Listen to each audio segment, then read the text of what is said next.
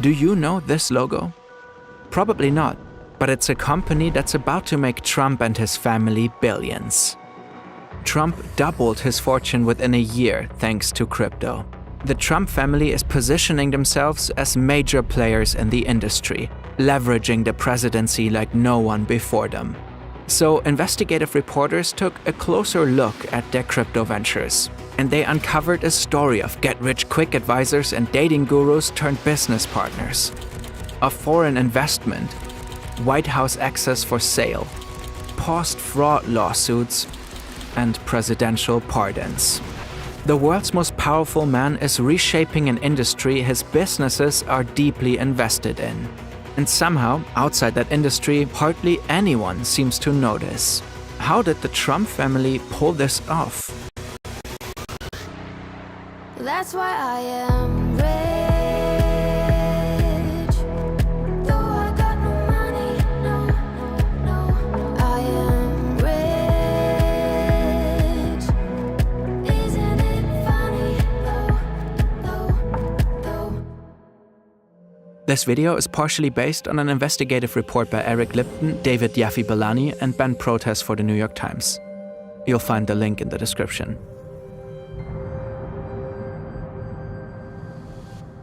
In 2019, Trump tweeted, quote, "I'm not a fan of Bitcoin and other cryptocurrencies which are not money and whose value is highly volatile and based on thin air. Unregulated crypto assets can facilitate unlawful behavior, including drug trade and other illegal activity."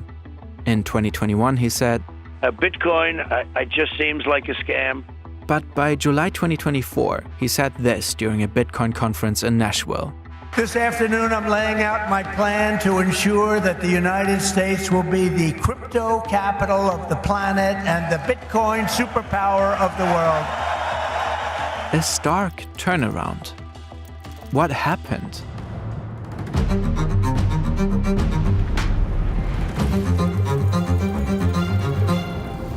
When Biden enters office in 2020, his administration increases regulation of the crypto industry in several ways.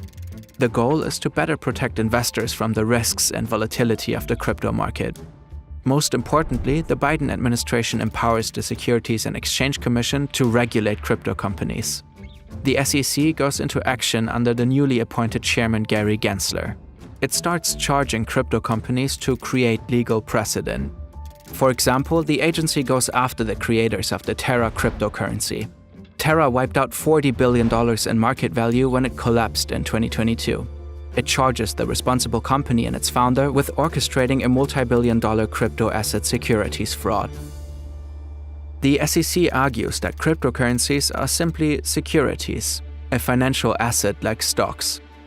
That definition comes with a whole set of compliance requirements, which crypto companies often don't meet. So the agency goes after them for listing unregistered securities, for misleading marketing, and for failing to register tokens as securities. Within 3.5 years, the agency issues roughly $6 billion in total penalties across about 100 cases. The crypto industry doesn't like it. In their view, it doesn't make sense to treat all crypto as securities. According to them, they don't fit the definition. They want less regulation. And so do many crypto enthusiasts who feel that the Biden administration is hostile towards crypto. Enter the presidential race of 2024. A sizable chunk of voters is worried about this issue. Over 50 million Americans own crypto, and over 2 million join a crypto advocacy group. Politically, it makes sense for Trump to change course, to appeal to these voters and corporations frustrated with his opponent. I pledge to the Bitcoin community that the day I take the oath of office, Joe Biden and Kamala Harris's anti-crypto crusade will be over. It will end. On day one, I will fire Gary Gensler and appoint a new SEC chairman. He first dipped his toes into crypto in 2022 with an NFT collection. He claims seeing how many people paid in crypto for these NFTs changed his mind on the issue. Also, he begins to receive sizable donations from crypto companies for his presidential campaign. This election is the first time the crypto industry went all in on lobbying efforts. But another thing is happening behind the scenes. Donald Jr. and Eric are the key players in the Trump family's business operations. According to the New York Times, they supposedly convinced their dad that embracing crypto would not just be a smart political move, they could also make quite a bit of money with it. They came up with two ideas: a coin and a bank. Both will be incredibly successful.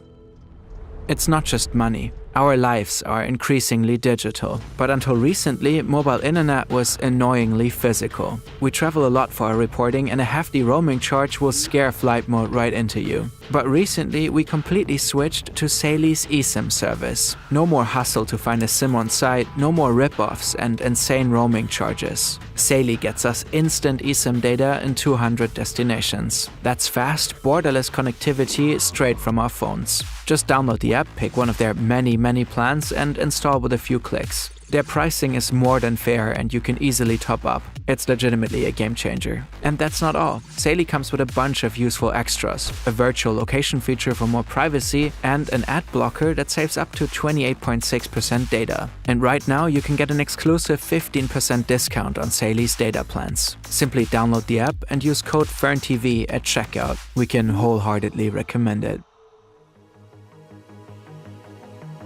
Meme coins are like digital collectibles. There's a limited supply for each coin, and if one takes off, its value can skyrocket. On January 17, Trump unveils his own meme coin. It comes with a disclaimer that it's not an investment opportunity and has nothing to do with any political office. The launch goes extremely well. Millions of people buy it. Within days, it becomes one of the most popular and valuable meme coins in the world. Two Trump businesses control 80% of all coins, a share worth $58 billion at one point. That would be about 90% of Trump's net worth. Shortly after, the value plummeted and so far never recovered. In consequence, nearly half of the people who bought this coin lost money. A tiny group of people made enormous profits. The Trump family hasn't actually sold their coins, which are still theoretically worth billions. But they made an incredible amount of money nonetheless, through the sale of the tokens and transaction fees. The Financial Times estimates a figure of at least $335 million. Under the Biden administration, Trump's and other meme coins might have been investigated by the SEC.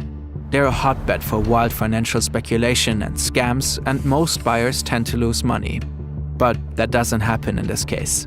And once Trump is in power, he replaces the head of the SEC, as promised. On day one, I will fire Gary Gensler and appoint a new SEC chairman. Shortly after, the agency publishes a statement saying that meme coins are essentially not to be investigated or regulated by them because they can't be defined as securities. The agency also ends their investigation into several crypto companies. Experts are quick to point out a conflict of interest. The president and his family profit from crypto, while he's also the one setting crypto policy. Crypto executives fear Trump's coin could damage the industry's reputation, one they've been working to rebuild after years of scandals. But it doesn't end here. In April 2025, it's announced that the top 220 holders of Trump's coin will be invited to a private dinner with the president. The top 25 will also get access to an exclusive pre-dinner reception and a special VIP tour of the White House. Mostly foreign crypto investors spent a total of $148 million on Trump coins for a chance to attend. Crypto entrepreneur Justin Sun alone seems to have paid $16 million. More on him in a minute. The attendee list was not published, but other notable figures included the crypto investors Sungrock O, Kine Warwick, and the meme coin startup Memecore. This might give the impression that one can buy access to the President of the United States. Luckily, the White House clarified. The president is abiding by all conflict of interest laws that are applicable. The American public believe it's absurd for anyone to insinuate that this president is profiting off of the presidency. But all of this is just a tip of the iceberg. This story has been in the news extensively. Meanwhile, the full extent of the Trump family's involvement in crypto is concealed within a far more ambitious and far less public venture. According to Eric Trump, it's one of the most successful things they ever did. On September 16, 2024, Trump announced the launch of a new venture called World Liberty Financial. This new business is run by his sons Eric, Donald Jr., and Barron. The goal is to become a kind of crypto bank, a place where people can borrow and lend money in digital currencies. Their plans are laid out in this gold paper that has Trump all over it. He's listed as the company's chief crypto advocate. DT Marks DeFi LLC is a corporate entity of the Trump family. Trump's assets are managed by his children, but he still directly benefits from them. This entity owns roughly 40% of World Liberty Financial. The other 4 founders include Zach Witkoff and his father Steve Witkoff, a real estate mogul, longtime friend of Trump, and his special envoy to the Middle East. The Atlantic dubbed him the Rio Secretary of State. Then there are Zachary Falkman, known as Z-Money, and Chase Harrow. The two were reportedly brought in through Zach Witkoff, and they had rather interesting careers before teaming up with the president's family to launch a crypto bank. Z-Money once ran a site called Date Hotter Girls. Like what it is that you want to do to this girl, throwing her up against the wall and ripping her clothes off. According to the New York Times, the two also sold colon cleanses and gave get-rich-quick advice. First 14 days of January, I made $1 million net. I became a man. In any case, this team gets right to work. First, World Liberty Financial begins to sell a new cryptocurrency called WilFi. The Trump family is entitled to 75% of the revenue from these coin sales, after a minimum has been generated that will stay in the company. Whoever buys gets voting rights in the company in the future. The purchase essentially makes you a shareholder. The Trump family owns $22.5 billion of these coins. The goal is to sell $300 million worth of this new currency. But at the end of October, sales are at just a few $1 million. Then, election night changes everything. Thank you very much. Wow. Incredible movement. This was a movement like nobody's ever seen before. I will fire Gary Gensler and appoint a new SEC chairman. Big things on the horizon for World Liberty Financial. Suddenly, people are starting to buy. Many investors are from places like Singapore, South Korea, Hong Kong, and the United Arab Emirates. They are legally not allowed to donate to a presidential campaign, but WilFi offers a nice workaround to back Trump. Other investors previously had trouble with the SEC. Here, one man stands out, Justin Sun. At the time, the SEC is suing him and his companies for fraud and securities violations. They allege the unregistered trading of securities, extensive wash trading to make it seem that particular coins had trading activity to inflate their price, and the undisclosed promotion of 2 coins through multiple celebrities.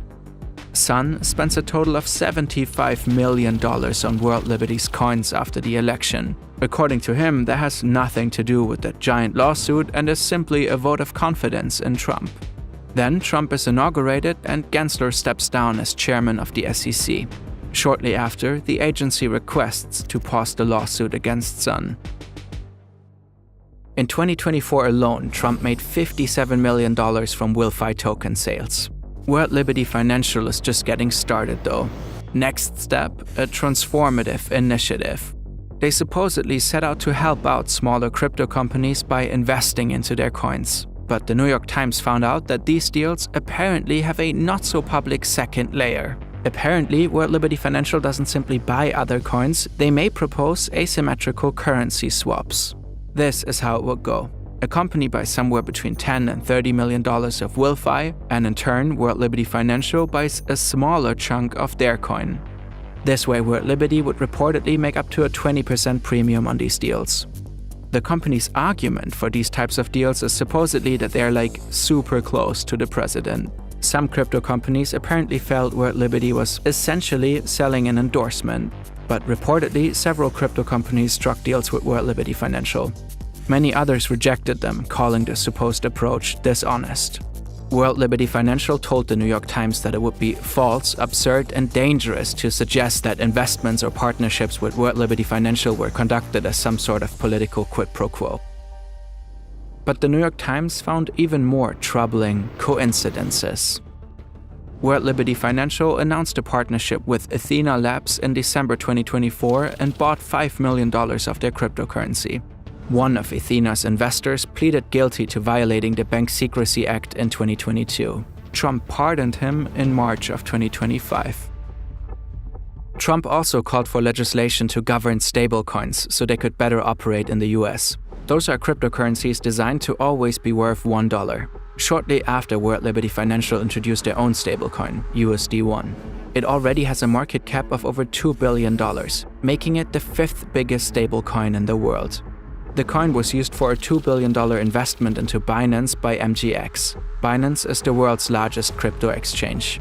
Changpeng Zhao is the founder and former CEO of the company. Last year, he was sentenced to 4 months in prison after pleading guilty to money laundering in the US. In light of this deal, Zhao met with Zach Witkoff, Z-Money, and Chase Harrow. MGX, on the other hand, is a state-owned investment company in Abu Dhabi. The deal was led by the National Security Advisor of the United Arab Emirates. Again, some worry this could present a conflict of interest. One could argue that, through this deal, a foreign country is directly contributing to the financial benefit of the US president. And this deal is just one part of the Trump family's growing business relations in the Middle East. There's more, though. The Trump Media and Technology Group is the company behind Trump's Truth Social platform. In May, it raised more than $2 billion to buy Bitcoin. This makes the company effectively a giant bet on the cryptocurrency. Just 2 months prior, Trump had announced a national crypto reserve. Specifically, Bitcoin and Ether would be at the heart of it. In turn, these two coins and many others gained in value significantly for a period. World Liberty Financial had also been buying $240 million worth of Ether in the months before the announcement. Yet another Trump venture recently raised $220 million for Bitcoin mining. So, what does all of this mean? There are many moving pieces to this story. Reports of possibly secretly sold stakes, an apparent divestment by Steve Witkoff, new maneuvers to align Wilfi and the Trump meme coin. But this is the big picture. According to Forbes, crypto now makes up most of Trump's wealth, around 60%. Just think about that for a second. He inherited and expanded a real estate empire for half a century. Now it took just a year for him to double his wealth. Is it a coincidence that this is also the year he became president again? The year in which he seized control of the most important regulatory bodies around crypto? The New York Times writes that World Liberty Financial has erased centuries-old presidential norms, eviscerating the boundary between private enterprise and government policy in a manner without precedent in modern American history. The picture Trump's crypto ventures are painting is that of an oligarchy, where rich people in trouble with the law suddenly don't have trouble anymore, where foreign governments and investors enrich the US leader directly, and where you get to go to the White House if you just give the Trump family enough money. We asked World Liberty Financial for a comment. They did not get back to us.